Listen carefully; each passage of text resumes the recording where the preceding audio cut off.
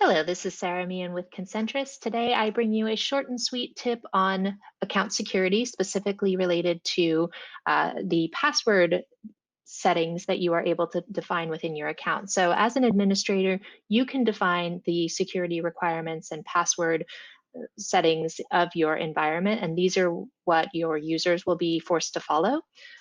So if you come to Setup, Company, General Preferences,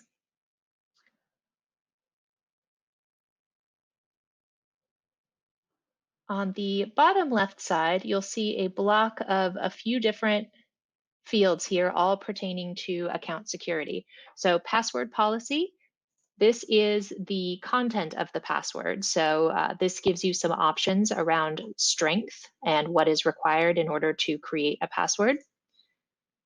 This is the minimum password length. So just what it's saying, how long the password has to be. Password expiration in days, the number of days before the user is required to change their password. User registration link expiration in hours. So when you have a new user you've created in your NetSuite environment and you've generated the link to allow them to establish access, set up a password, this is how long that link remains active.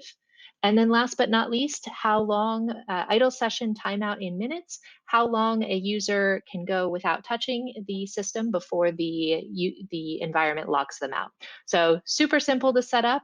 These are admin level functions. So you'll want somebody with system admin access to make these changes, but these will trickle down to all users and are super helpful for ensuring that your environment stays secure and that access is restricted to just those that you want to have it.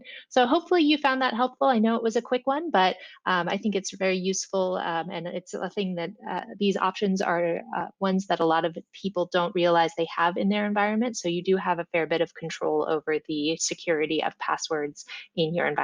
So thank you so much for watching. Take care. Bye.